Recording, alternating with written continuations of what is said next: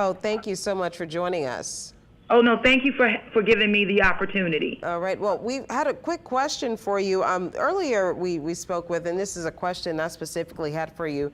We spoke with David Hammer earlier, who spoke with a number of people within the homeless community who are seeking shelter. And one specific comment that stood out to me, some of the people who were being sent to those shelters, and they said they have about 12 to 20 beds that are still open. Some of the people are still picking up their things and they're still leaving and going back out there. We know that this is a dangerous storm that's coming our way, and it's dangerous for people in that area, but some people may not want to leave what they consider safe.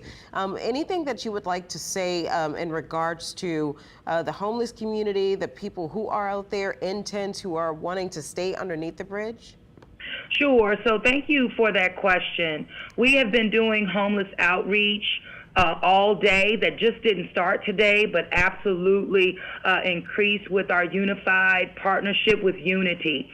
Their social workers and their teams have been out there. They will remain out until midnight tonight. We have had some of our people are unsheltered who have refused to leave, and we have told them that they will have to leave. But that's exactly why we will continue our efforts throughout this evening till midnight. We will be out. The teams will be out, moving those individuals into our shelters that do have space available. And so what we also recognize is that when wind picks up and the like, then that's when they will feel the need to go and to a sheltered location. So we're going to remain just vigilant. We're going to remain out there in terms of the outreach to our folks and to get them out of harm's way. It's just very difficult when you are dealing with individuals that just do not believe that the storm will be as intense as we're prepared for it to be, because they're only looking at the conditions that exist right now and not forecasting out what will come. But our homeless team and our response team will continue to be activated even beyond midnight, but the larger team will be off the street by midnight tonight. Mayor Cantrell, you have the National Weather Service embedded in your EOC, correct? I do, yes. And what are you hearing from them about these slight jogs to the east and to the west? Are they confident in the current track? Well, they are very confident in the current track. What that means, though, for us is that there has been an increase in the inches of rainfall, in an upward of 20 inches, which could give us even 2 to 3 inches per hour. And so that's what we are being told. Also, what we are being told that gives me some level, I would say, of comfort is that the storm, or Ida, her conditions will be improving by daylight Monday morning. And so it's always good when you have daylight on your side post-storm, so that we can hit the ground running with assessments and knowing the full impacts that Ida will have on our community overall. Now, you said 2 to 3 inches per hour. Typically, we say that that's more than our drainage system can handle. What's your level of concern with flooding within the city, and particularly in Lakeview, where we've heard concerns about that pump station that's out? Right. So in regards to the pump station that's out, garnering Lakeview, the good news is that we have 2 adjacent pumps that are operable and that fully function for that part of our city. Also, as it relates to the built-in redundancy that we've ensured that we have with our EMDs and the like, but we have to be mindful as it relates to the rate of rain. So the rate of rain, and you've not only heard this from Orleans Parish, but every parish that's responding in preparation for Ida has said if we get too much too soon, there could be localized flooding. We know this all too well. The good news, though, is our ability to drain our city, and where it will not stay with us for days and for weeks. We're much better off in terms of our preparedness as it relates to the infrastructure improvements that we have been able to implement over the past 2.5 years. They've proven to be effective. Our canals have been drained. Even cars that were in there 16 years ago are out.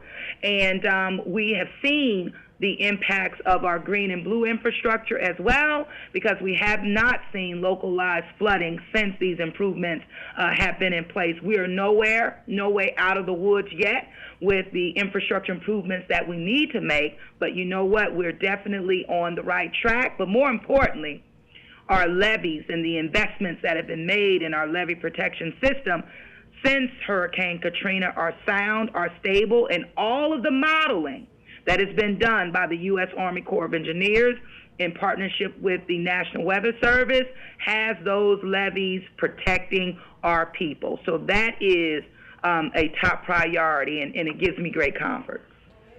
Mayor Cantrell, I know that you mentioned a little bit earlier in a news conference, more so, I believe, if I'm not mistaken, just yesterday, talking about contraflow and how the contraflow system, the storm was developing too quickly for the contraflow system to be put into place.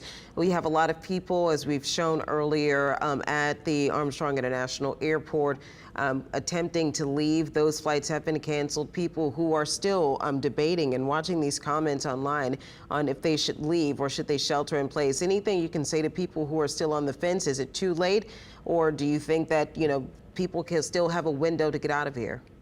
No, I don't. At this particular time, at 9:42 p.m., no. We had given this advisement on yesterday morning for a reason. We said that time was not on our side. That's why we could not even implement contraflow at the state level, because we did not have the time, and right now we don't have time. So those individuals that were on the fence or are still on the fence, they need to get off and make sure that they're in a safe place and prepared to shelter in place, you know, hunker down, as I've said.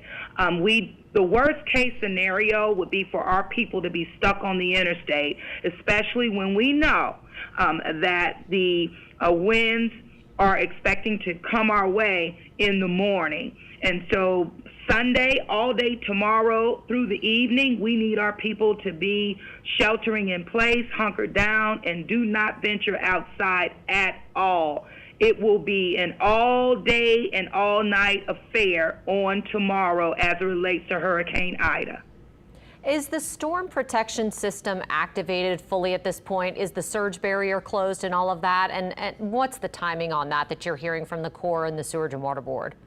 So as it relates to the storm protection, the U.S. Army Corps of Engineers, as well as our flood protection authorities that we work with, they have been fully activated, been on the ground, and have let us know. What I hear from them mostly is that we are very confident in our levee protection system. So we think sometime tomorrow, like the outfall canal gates will be closed and then the surge barrier will be closed at some point? Yes, ma'am. Yes, ma'am. Thank you, Katie. Any final thoughts? Final thoughts, I will say, you know, to our people, I understand that anxiety is high.